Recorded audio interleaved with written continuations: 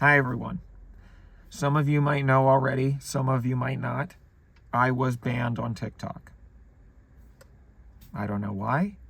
I didn't do anything wrong. I am talking with sort of the powers that be to see if we can get my access restored, but don't hold your breath because they are a corporation who can do whatever they want, and we're all just kind of at their whims. That's sort of what it means to be an artist in America. You sort of have to roll with the punches. I'm upset about it, but at the same time, I'm kind of proud because if you're not being censored, then that means you're not doing anything interesting as an artist. So I would rather know that I was true to myself and I was doing what was in my heart and then was punished for that versus keeping everything clean and sanitized and safe like they probably want. This was kind of the culmination of a lot of things yesterday that led to me having a 24-hour stay in a psychiatric ward. And I'm going to explain sort of everything that happened because some of you might have seen some things on social media, bits and pieces of things. So I want to string the whole thing together for you. Really, this all starts a couple months ago. I posted on here, on TikTok rather, that my wife was pregnant and that we were expecting.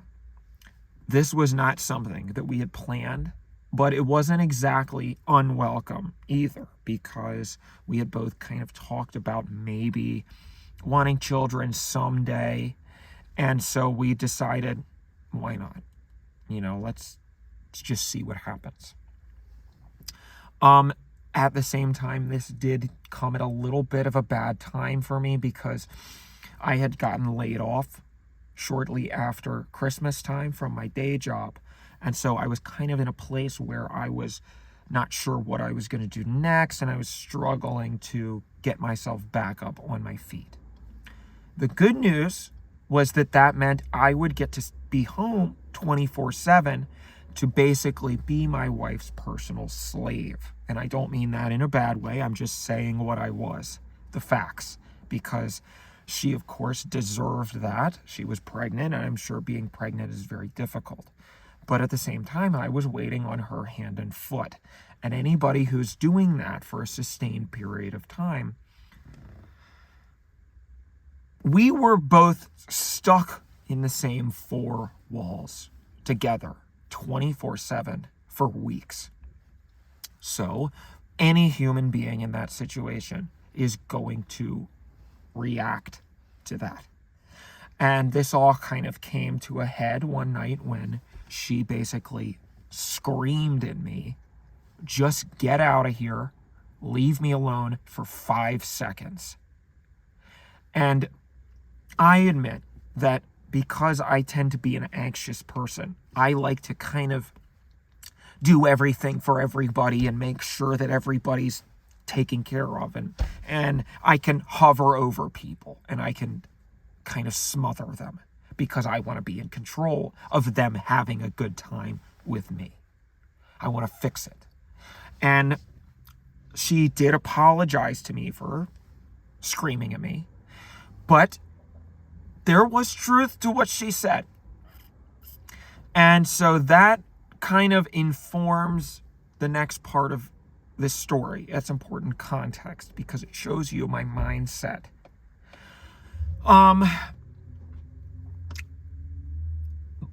Going into labor is often portrayed in the media as being very urgent or sort of happening all of the sudden.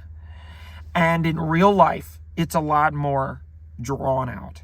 There's a lot of false alarms. You might think the baby is coming and then turns out it's not. And then eventually the baby is actually coming and you go to the hospital, but then nothing happens for 12 hours. It's a lot of all of a sudden something's happening and then nothing's happening and you're waiting for something to happen again. So yesterday morning, we went to the hospital because she was having contractions, whatever that means. So I asked the doctor, who was a female doctor, by the way, how much longer do you think it's going to be before the baby comes out? I didn't say it like, how much longer is it going to be? I asked her to give me an estimate of the time frame that we were looking at. And she said, you have probably a couple hours. That would be my guess. So, across the street from the hospital is something called a 70 millimeter IMAX theater. There are only 30 of these theaters in the world that do the 70 millimeter IMAX. And what that means is they project the movie using the biggest film type of film that you can possibly have. It's 70 millimeters. And if they shot the movie using the 70 millimeter film, watching it is like no other movie going experience you will ever have. It's amazing. So this was a once in a lifetime opportunity for me because we don't have any of those by our house. So I was thinking I would never get this opportunity again. I don't want to say the movie that I was seeing, even though you can probably guess what it was because they're not paying me. I want to give them free advertising. But I figured I'm just going to run over there and see the movie and then come back. And by then, something will be happening, probably. And also, don't forget, I'm trying to be good. I'm trying to give my wife space. I'm trying to not breathe down her neck. So I said it'll be perfect to give her a little bit of time to herself. I did not know that the movie I was seeing was 3 hours long. If I had known that, I probably would not have done it. I thought it was going to be an hour and a half, maybe 2 hours. It was very good. The movie was excellent. So I don't have any regrets there. I was blown away. And like I said, 70 millimeter IMAX is like nothing else. But I got out of the movie and turned off Do Not Disturb on my phone, and I saw that I had 20 missed calls from various people, from my wife, from my mother-in-law, from my father-in-law, from my wife's sister, my sister-in-law. So I called my wife back, and my mother-in-law answers the phone, her mother, and she says, "Where are you? Where have you been?" And I kind of panicked because I know that if I say I was in a movie, that's going to I can't explain the full context to her in that moment like I can to you. So it's going to be like, she's not going to get the right idea, basically. So I thought I was not a lie. I wasn't trying to come up with a lie, but I was just sort of trying to find a way to spin it in a way that she would understand. But I didn't even have to, because before I could say anything else, she said, "You have to get down here right now. The baby is here." So I hang up, run right over. I get in the hospital room, and my wife looks like Ted Bundy just had his way with her, because she is splayed open on a hospital bed, bloody. You can see her guts, and the baby, it looks like it's something out of a horror movie. It's covered in blood. It's covered in weird pus. The doctor's holding it. And before I even say, I'm not even in there 5 seconds, and they're already handing me the baby and saying, "Take a look. This is your daughter. Welcome your daughter to the world." And I said, "Get that away from me. What's going on with my wife?" And they explain that they had to give her a C-section. And that sort of just happened. So they haven't sewed her up yet, so it's going to be a little bit of time for her to recover. But we figured that you would want to hold your daughter before they kind of clean her up and do whatever they do. I don't know. I'm not a doctor. So I held her. We haven't decided on a name yet, but I held her in my arms, and I had been in the movie for 3 hours. So I pulled my phone out and I checked my TikTok notifications. Because TikTok is my livelihood. That's how I make all my money. Keep in mind that TikTok is how I was going to be supporting this kid that I'm holding. And the wife, now that's covered in blood, splayed open on the hospital table. So I tried to check my TikTok notifications, but the app started glitching up and acting funny. And so I said, great. Sometimes TikTok does that. It acts weird. So typically what I'll do in that situation is delete the app, reinstall it from the App Store, and then log in again, and that'll fix the problem. It's sort of a turn it off and on again situation. So I did that. I downloaded the app again, and I logged in. And then it happened. It felt like a nightmare. I am like traumatized just remembering it. I saw the little box on the screen that said, your account has been permanently suspended. And when I tell you that I froze, all of a sudden I was saying, no, this cannot be happening. I was pinching myself, hoping that this was all a nightmare and that I would wake up. And my mother-in-law took my daughter back from me, who I had forgotten I was even holding. I'm glad I didn't drop her, honestly, because that's where my mind was at the time. And I was in shock. I tried to delete the app again, reinstall it, and my mother-in-law and everybody in the room is asking me what's going on. Dan, you look like you saw a ghost. And I am beyond words. I couldn't even explain anything about the situation because I hadn't even processed it myself yet. So I kept logging in again, hoping maybe it was a glitch, maybe something's wrong. And then, so I said, I need some time to myself. I walk out of the room. Let's figure this out. Clearly there's been some kind of misunderstanding, some kind of mistake. I go into TikTok's, they have a form where you can submit a report, basically, to their customer service people. So I fill out a report. Basically, I'm appealing the decision. And I tell them my username, and I say, listen to me.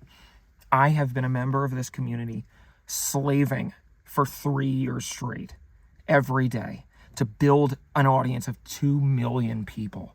I have given this app so many cultural contributions that it should far outweigh whatever the hell you decided was a problem. And they responded to me almost instantly. And they said, we reviewed your account and we are keeping our decision. And you will never know what it was like to be me in that situation because I've been banned on TikTok, which is my whole life. I'm holding my daughter for the first time at the same time this is happening, who I didn't even want to begin with, to be honest. My wife looks like a serial killer victim. And I couldn't even tell you what happened after that, honestly. Next thing I know, I wake up and I'm in the psych ward. And I've got a tray of their disgusting dinner. And a nurse is looking at me and saying, Dan, are you okay? How do you feel? And I said, how do I feel? What are you talking about? Where am I? And she says, you're in the psych ward. You lost it. And at first I thought maybe it was a dream. Maybe I'm still sleeping and the TikTok thing didn't even happen. My daughter doesn't exist, all of that stuff. I hoped. But I pulled out my phone and checked TikTok again. And still banned. The nurse tells me that she needs to take my phone because that's what they do in the psych ward. And I said, you get your hands off me. You are not taking my phone away. I have had everything taken from me. My freedom, my TikTok. I cannot have anything else taken from me. And especially not by you. You want me in here to be better? To get mentally better? you let me keep my phone. And they did. The very nice lady, thankfully, she said whatever. She left. And I took a minute, and everything was spinning around me. But I said, okay, this is life now, I guess. I'm not waking up. It's not a dream. So get used to it. And I was happy that the maternity ward was so close, because it's the same hospital, but they're in different buildings. So my wife is I eventually remembered that my wife even existed, and I asked them, how's my wife doing? And they said, your wife is fine. She's in the maternity ward, same room as before. They stitched her up and she's recovering. So I said, great, one less thing to worry about. So I was messaging everybody in my phone. I was pulling out the Rolodex, anybody who can help me fix this mess, saying, you have to help me get my TikTok back. And I had some good leads. I talked to a few people who said maybe they could help do something. But like I said, I'm not holding my breath. And honestly, I don't even think I would want to go back there at all, because how could they do this to me? The fact that they would put me in this situation after I have slaved to make their app more valuable with my cultural contributions, and this is how they treat me, screw you, TikTok. I hope Congress whoops your ass. You deserve nothing. I deserve everything that you took from me and more, and I will get it. So, the day passes, and eventually I'm discharged, because I guess they only wanted to keep me for one day. They said, you're fine, get the hell out of here. And that brings me to now. That's the story. So, like I said, we're in the middle of figuring a lot of things out. But thank you very much for sticking with me, and I'll keep you updated. I'm hoping that everything will be fine, but I'm getting adjusted to the new normal. My wife is not. I don't even know what's going on with her. Apparently she's still in the hospital. I don't know. Something happened with her and she's still in the hospital. She's not going to be out for a couple days. My daughter, God knows where she is. I think my mother-in-law is taking care of it. She's got her parents. That's what they're there for. Let me do me and figure my stuff out. I'm going to try. You might have seen me uploading some things on YouTube today, and I'm going to try to keep doing that because I need to build up my audience in other places. I've got a pretty decent Instagram following. I've got a decent Twitter following. YouTube is the one I haven't cracked yet. So I'm going to be a lot more active on here. You're welcome, basically. So thank you for listening. And please wish me luck because I need it. My life has never been worse. And I know I say that every time that I have a breakdown. It feels like I say that every week. But this time, I mean it.